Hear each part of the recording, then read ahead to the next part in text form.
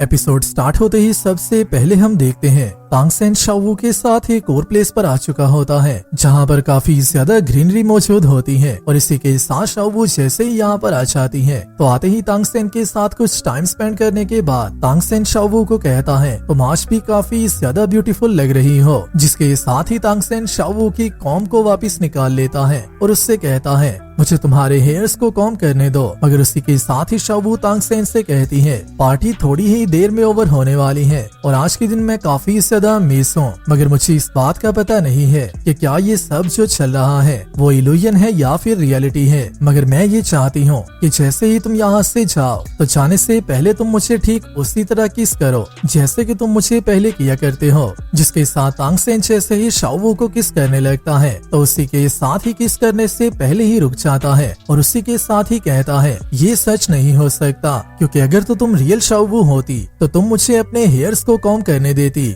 और तुम्हें इस बात का पता अच्छे से होता कि शाओवू के हेयर्स को कॉम्ब करना मेरे और शाओवू के दरमियान सबसे ज्यादा अमेजिंग टाइम था और वो हमारे लिए काफी ज्यादा अमेजिंग था। तुम रियल शाओवू नहीं हो, रियल शाओवू अभी भी मेरा वेट कर रही होगी। मगर उसी के साथ ही तांगसेन जैसे ही अपनी आइज को क्लोज कर ओपन करता है तो उसी के साथ ही ये वाली शाओवू भी यहाँ से गायब हो चुकी होती है। जिसके साथ ही तांगसेन यहाँ पर शाओवू की कॉम्ब को ढूंढना स्टार्ट कर देता है और कुछ ही देर के बाद तांगसेन को वो कॉम्ब मिल भी जाती है। मगर उस कॉम्ब के साथ शाओवू की रैबिट बॉडी मौजूद होती है, जिसके साथ ही शाओवू वापिस अपने ह्यूमन फॉर्म में आ जाती है। जहाँ पर आते ही तांगसेन और शाओवू के दरमियान कुछ रोमांटिक टाइम स्पेंड होता है, जिसके साथ ही शाओवू वापिस श्रेक डेविल्स के पास आ जाती है और सी गॉड हॉल में वापिस आ जाती है और इसी के साथ ही तांगसेन की 9th एग्जाम की 5th स्टेज कंप्लीट हो जाती है। जिसके साथ ही सी गॉड बताते हैं तांगसेन की wisdom skull bone God level पर इवॉल्व हो गई है। जिसके साथ ही दाइमोबाई कहता है अभी अभी जो शाओवू तांगसेन के साथ गार्डन में मौजूद थी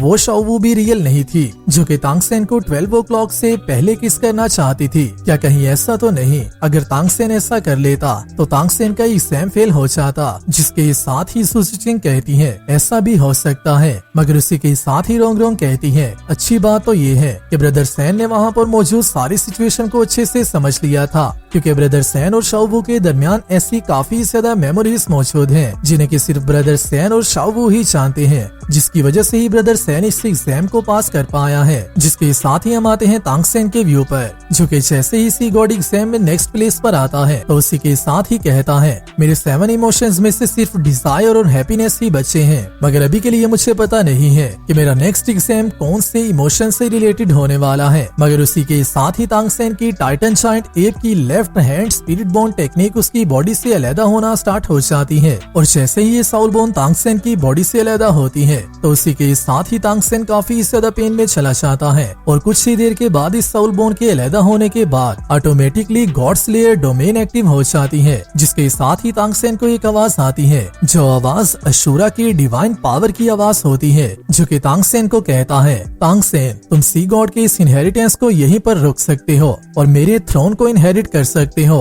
जो सुनते ही तांगसेन कहता है अशूरा गॉड, ये अशूरा फील्ड है, मगर मैं तो अपने हाउटियन हैमर को यूज भी नहीं कर रहा। जिसके साथ ही अशूरा दोबारा से तांगसेन से कहता है तुम सी गॉड को इनहेरिट क्यों करना चाहते हो। जिसके साथ ही तांगसेन उसे बताता है मैंने ऑलरेडी सी गॉड के 8 ट्रायल्स को पास कर लिया है और ये मेरी 9th स्टेज है, जिसे कि मैं कुछ ही देर में कंप्लीट करने वाला हूँ और उसी के साथ ही साथ मुझे अशूरा के इनहेरिटेंस के बारे में ज्यादा पता भी नहीं है, जिसकी वजह से मैं ऐसा क्यों करूँ। जिसके साथ ही अशूरा तांगसेन को दोबारा से कहता है तुम्हारे सी गॉड के ट्राइडेंट का हार्ट भी मिस है, जिसकी वजह से चाहे तुम इस एग्जाम में आगे बढ़ते भी रहो तो फिर भी तुम कुछ ही देर के बाद मारे जाने वाले हो। मैं सच में तुम्हारे एक्शंस को काफी ज्यादा एडमायर कर रहा हूँ। तुम्हारे स्लॉटर सिटी में आने से बाद अभी तक तुम्हारे बिहेवियर को मैं काफी ज्यादा अच्छे तरीके से देख रहा था और मुझे वो बहुत ही ज्यादा एडमायरेबल लगा, जिसकी वजह से मैं तुम्हें अशूरा का इनहेरिटेंस अभी ही देने के लिए तैयार हूँ। तुम्हें इस एग्जाम को पास करने की जरूरत नहीं है। जैसे ही तुम मेरी स्वाड को पकड़ लोगे उसके बाद तुम मेरे इनहेरिटेंस को कंप्लीट करने के काबिल हो जाओगे। अशूरा गॉड जो कि सी गॉड से भी ज्यादा पावरफुल है, इसकी पावर तुम्हें एक न्यू लेवल पर ले जाएगी। जो सुनते ही तांगसेन कहता है क्या बस इस स्वाड को ही लेने की वजह से मैं कामयाब हो जाऊंगा। जिसके साथ ही दोबारा से अशूरा उसे बताता है गॉड्स रियलम में सबसे ज्यादा हाईएस्ट स्टेटस 3 लॉ एनफोर्सर्स का होता है, जो कि लॉ की ही कंफर्मेशन करवाते हैं और उसी के साथ ही साथ 5 गॉड किंग्स का होता है, जिनके बाद आते हैं टायर 1 के गॉड, सेकंड टायर के गॉड और उसके बाद बाकी के सारे लेवल के गॉड आते हैं। तो 3 लाइन फोर्सर्स और 5 गॉड किंग्स के बारे में काफी लोगों को तो पता होगा, मगर जो लोग उसके बारे में जानना चाहते, अनाइम टाइम मोमेंट्स के मेन चैनल पर भी मैंने उससे रिलेटेड एक वीडियो को स्टार्ट किया था, जहां पर मैं हर वीडियो में गॉड के डिफरेंट लेवल्स को बताया करता था, जिसे कि मैं दोबारा से स्टार्ट कर रहा हूं। और यहाँ पर भी आप सबको मैं गॉड्स के लेवल्स और साउथलैंड में मौजूद सारे गॉड्स के बारे में बताने वाला हूँ, जिसके साथ ही अशूरा तांगसेन से कहता है, अशूरा गॉड की सीट 5 गॉड किंग्स और 3 लाइन फोर्सर्स में आती है। जैसे ही तुम अशूरा थ्रोन को इनहेरिट कर लेते हो तो तुम डायरेक्टली मेरे सारे राइट्स को इनहेरिट कर लोगे, मेरी पावर, मेरा स्टेटस और गॉड्स रियलम में मेरी सारी कमांड्स को तुम इनहेरिट कर लोगे, जिसके साथ ही अशूरा की डिवाइन पावर यहाँ पर क्रिएट हो जाती है, जो कि तांगसेन को इस थ्रोन को इनहेरिट करने के लिए सेड्यूस करने वाली है। मगर वहीं पर तांगसेन अपने माइंड में सोचता है, इसका मतलब शायद से ये है कि जितने लोगों ने भी आज तक गॉड गिलर डोमेन को हासिल किया है, वो सारे ही अशूरा का इनहेरिटेंस लेने के काबिल हैं और वो सब ही ऐसा कर सकते हैं। जिसके साथ ही साथ तांगसेन के अंदर छुपा हुआ डिजायर, जो कि पावर को हासिल करना ही है, और कहीं ना कहीं तांगसेन को भी इस बात का अच्छे से पता था कि बिना पावर के तांगसेन कभी भी जियालिंग गेट की बैटल को नहीं रोक सकता, इतने ज्यादा पावरफुल एनिमीज का सामना नहीं कर सकता।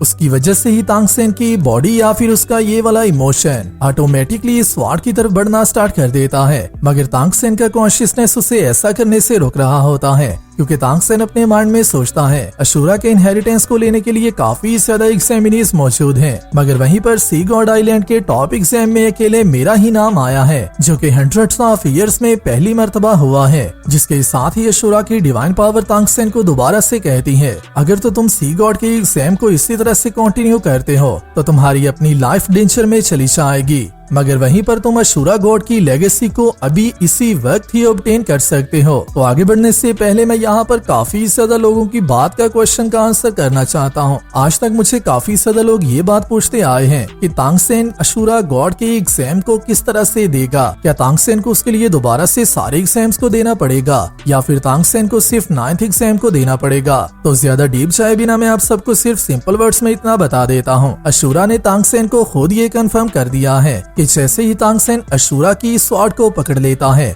और अशूरा गॉड के थ्रोन को इनहेरिट करने का फैसला कर लेता है, तो उसी के साथ ही अशूरा तांगसेन को अपना थ्रोन इनहेरिट करने देगा। मगर इसमें डीपली क्या होगा वो हम लोग किसी स्पेसिफिक वीडियो में बात करेंगे। जिसके साथ ही अशूरा की पावर दोबारा तांगसेन से कहती है, इस थ्रोन को हासिल करने के बाद तुम गॉड रियलम के सबसे ज्यादा हाईएस्ट स्टेटस को इनहेरिट कर लोगे। जिसके साथ ही तांगसेन दोबारा से कहता है, मैं ऐसा नहीं कर सकता, सी गॉड मेरे टीचर भी हैं और उन्होंने मुझे काफी मर्तबा सेव भी किया है, जिसकी वजह से मैं कभी भी सी गॉड को इस तरह से डिसअपॉइंट नहीं कर सकता और फेम और पोजीशन के लिए उनको थ्रोन को कभी भी ऐसे नहीं ठुकरा सकता। सी गॉड के साथ मेरा बॉन्ड वर्ल्ड ओशियन के पिरामिड से चलता आ रहा है। जिसके साथ ही दोबारा से अशूरा की पावर तांगसेन से कहती है, मगर अगर तो तुम अशूरा गॉड की पोजीशन को इनहेरिट करने के लिए चूज कर लेते हो तो जो पावर तुम्हें उसके बाद मिलने वाली है वो पावर इससे भी काफी ज्यादा टाइम्स बिगर होने वाली है, जिसके बाद तुम थियानडू एम्पायर के दरमियान चल रही वॉर को बहुत ही आसानी से खत्म कर पाओगे